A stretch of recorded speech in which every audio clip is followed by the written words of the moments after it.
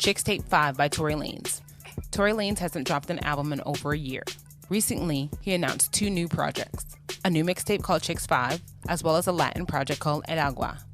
Is Tory bringing the heat or oversaturating himself? How do we feel about it?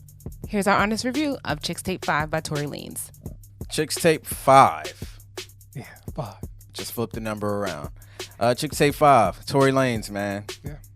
Were you expecting something from Tory Lanez? I know over the last couple of weeks he started talking about the project. I wasn't expected, but I know he's consistent with his music, so he's going to put something out. Yeah, I remember him talking about how he was going to have Ashanti on the cover. I had read about that. Okay. How you feel about the album artwork? It's cool. I mean, it's just a shot of Ashanti. I mean, Chixtape, shot of a woman on her bed. Cool. Not really not much about it. And look, man, Ashanti looked good on that cover, man. And she got the Sidekick. sidekick. I didn't say she The did. sidekick. I didn't say you said she didn't. Oh, okay. I'm just saying. And she got a sidekick. Like, it kind of made me want to go back and get a damn sidekick. Like, I'm trying to think. Did I had one sidekick? I was one of the guys who wished they had a sidekick because everybody else had one. I wanted that sidekick, though, and I didn't get it. Now I could get it, but I don't want it no more. You know, I got an iPhone. And he said that the only 2 people he was considering for the cover was Maya and Ashanti because they were both on the album. Good choices. He went with Ashanti because he said she looked good. I'm like, bro, you seen Maya? I know you seen Maya. Hold on. He said that exactly? Because she looked good? And not only that, he had a good relationship with Ashanti already. Okay, I'm about to say, bro, chill. I mean, I guess Ashanti is a little bit thicker than Maya. Maya's a vegetarian. Good, Maya's a vegetarian though. So I mean, she still look good though. Yeah. I don't know. I don't know if Tory need to look at some pictures. Maybe he didn't record that song with Maya in studio or something. She was on Planet 9 and he was in Toronto or something. I don't know. But I think he said he picked Ashanti because he felt she was one of the pinnacle people from the time period the songs from this album were picked. Now that's a better description. I think 2003 to 2008. Okay. And Ashanti was pretty prominent in that time period. That description right there, that's way better. Gotcha. The flow of this project, man. The flow of this project is what you'd expect from a Chixtape from Tory Lanez. He's pretty much taking other people's songs, somewhat remixing them. But this time around, the kicker is he gets the artist, for the most part, on these songs that he's sampling, which I thought was a really cool twist to it. Yeah, man. I was really surprised that, he got most of the original artists to come back on the song. I think that's a very dope accomplishment. Yeah, so even though I don't want to talk about every song, I feel like something about every song has to be mentioned. Mm-hmm. First off, I want to point out, highlights. I want to point out the fact that Tory Lanez actually stayed on topic, which seemed like a hard thing to do based on how the album was set up. Because at first I was just like, why he got all these skits? There's no way he's going to be able to stay on topic. He stayed on topic. He made all of the songs string together. Shout out to Tory for that. That's an accomplishment in itself based off the fact that he was sampling other people's music. The first joint that came on, The Trade, featuring Jagged Edge, and they did Trade It All. Jagged Edge and Jermaine Dupri, fire. Remember I mentioned to you the first 2 songs I listened to was fire. When that joint came on and that beat dropped, I was just like, man, they slowed down Trade It All, and that joint sound fire. Yeah. And then when I heard Jermaine Dupri voice actually come in, y'all know what this is. I'm like, oh man, my man JD. It's crazy how you get a voice credit just for that. I mean, y'all know what this is. I mean, maybe he produced the remix. Right. I'm gonna skip to Beauty and the Benz. They sampled Beautiful, Snoop Dogg and Pharrell. This joint sounded amazing. I love what Snoop Dogg did, and then the fact that they went into Let's Get Blown sample with Blowing Minds with Snoop Dogg afterwards. I was just like, yo, that was fire. The Fargo Splash with Ludacris, they did Splash Waterfalls. Ludacris came with a dope verse where he didn't actually rap the same. Love Your Girl and Love Sounds, featuring The Dream, they sampled I Love Your Girl and Falsetto. Yeah. And that joint is fire. I was just like, man, The Dream is really good at making sounds. He might be the best sound maker in R&B history, if you let anybody tell it. Best of You featuring Maya, that one was dope. A Fool's Tale Running Back featuring Ashanti. I felt like this was the best song on the project. I felt like that's what was fitting for me to see Ashanti on the cover. Because when I heard the song, I was like, oh, I see why Ashanti's on the cover. Good choice. If You Got Her featuring Fabulous, fire. And I stopped right there. Well, yeah, man, The Trade was a great way to start off. I really like how they did the beginning with the whole dude, everything like that. Like They did it a couple times on this project though. But I just like the way it set the tone for the project because I was just like, oh, this is what we doing here. And I felt like it kept that momentum through the whole album. Jerry Sprunger I thought was dope because like just the vibe that he carried on with was really dope. They didn't do too much with the production to make it sound different than original, but I still thought it was dope. They made it sound somewhat islandish. Somewhat. Just a tad bit. The take with Chris Brown I actually enjoyed. I thought it was once again, like you said, he stayed on topic, but it was almost like a continuation of Chris Brown's original song. Yep. So I felt that was really, really dope.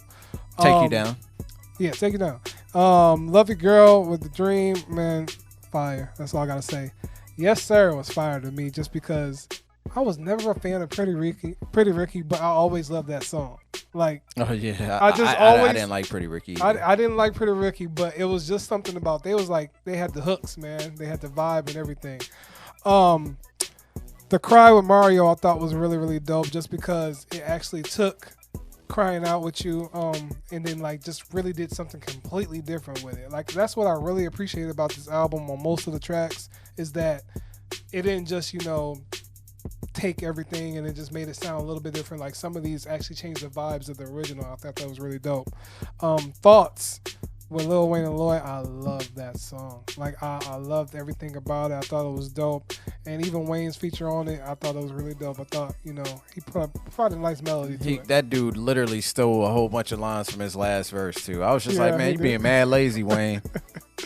And then shout out to Lloyd though. Lloyd is underrated as hell. And then I thought If You Got It with Fabulous was dope. Lowlights. First thing I want to mention is Room 112. Nobody wants to hear 112 now. Nobody. Damn. And I hated You Already Know when it came out. So the one thing I want to point out, if you like the original song, chances are you'll somewhat like the remix, at least. Okay. But that, hell no. And then Trey Songz, the joint with Trey Songz Still Waiting, bad. Yeah. No. That song was perfect. Like all of these songs, for the most part, he pretty much took all hit records and kind of remixed them. But for some reason, that Room 112 and that damn Still Waiting, I was just like, and when I heard Slim, it's Slim from the 112. No, nigga, go somewhere. Like, don't you got one? You got one song outside of 112 that people rock with. Damn, you going in. No, I mean, but don't get me wrong, Tory. I think, if I'm not mistaken, Tory has sampled other 112 songs on the other Chixtapes. I can't remember, man. My man VVS put me on to Tory's Chixtapes, like, back in the day. Okay. But if I'm not mistaken, he sampled other 112 songs, so... This wasn't the best one. No, I hated You Already Know. I hated it. So when I heard them on the song, I was just like, I mean, why would you remix this song? This song wasn't even fire. Like, they weren't even singing on this joint. They were just talking. But aside from that, though, Tory sounded very similar in a lot of the songs. Like, there was a lot of songs where he sounded exactly the same voice-wise. And I was just like, that's a little annoying. Same pockets from time to time. But there was a couple of songs where he did, like, the kind of rap R&B flow, and those were pretty dope. Yeah. But for the most part, that's my only gripes, just mainly them two songs. Like, skip Still Waiting with Trey Songz because y'all just want to rip your eyes out or rip your ears off. And then the joint with 112, unless you already love You Already Know, you definitely want to skip that shit. Ain't nobody checking for that shit. All right, well, you already know. I wasn't a fan of Still Waiting either, but it wasn't that extreme. I just really didn't feel like it was a proper ode to the original I Can't Help But Wait and everything. I felt like the production was just kind of lackluster on it based on, what he did with the other remixes on this project. And then I really wasn't feeling Room 112 either, but it wasn't as deep as you. But I just didn't feel it being the last song on the project. Like they left you with that. Yeah, that's the thing. So after all that fire, he leaves that last. So, I mean, I guess I don't even know if it works in context of the story, really. But I mean, if I'm not mistaken, it did. Yeah, yeah. So I guess that's the only reason. But other than that, that's my only lowlights. Final thoughts, man. I like Tory Lanez, R&B Tory Lanez. And this is the Tory Lanez that, to me, makes the hit records. This is how he ended up with Love, where he sampled the Brownstone joint by doing songs like this. Yeah. I like this, Tory. I can do without the rapping, braggadocious, I knock your motherfucking ass out, Tory Lanez. I don't really need that in my life. I like R&B Tory. I feel you on that. I'm a big fan of R&B Tory just because of stuff like this. I feel like he has that creative pocket to take these songs and turn them, like make them new again. I feel like, he took these songs that was probably on a lot of people's radars and was just like, let me reinvent these. And I thought it was the perfect trade-off to get most of the original artists on the songs. And I just felt like it brought a complete circle. I thought that was really, really dope. And I think this is like one of the best projects for me that he's made because I like R&B Tory.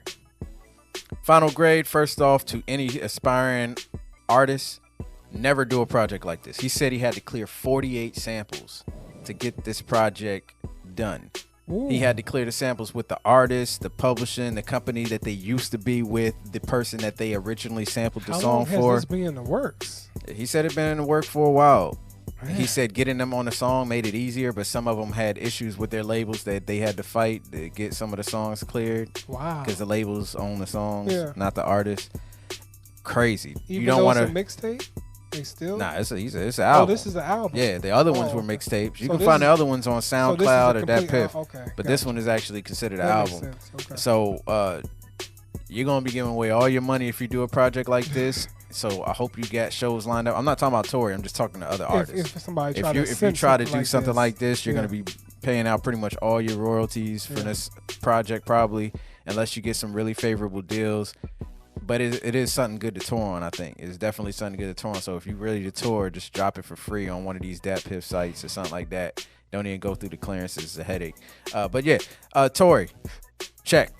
Loved it. Like I said, I like Chixtape Tory. There was one of the Chixtapes I hated. I don't remember which one it was. I think I remember he usually picks like a small era to focus on, which is I think is a really cool idea. But he nailed this one, man. Spot on. 2 whack songs on it. Aside from that, everything else is pretty dope. Yeah, man, I feel like this is a really, really complete project. I thought, he did a great job of honoring the originals and putting his own spin on it.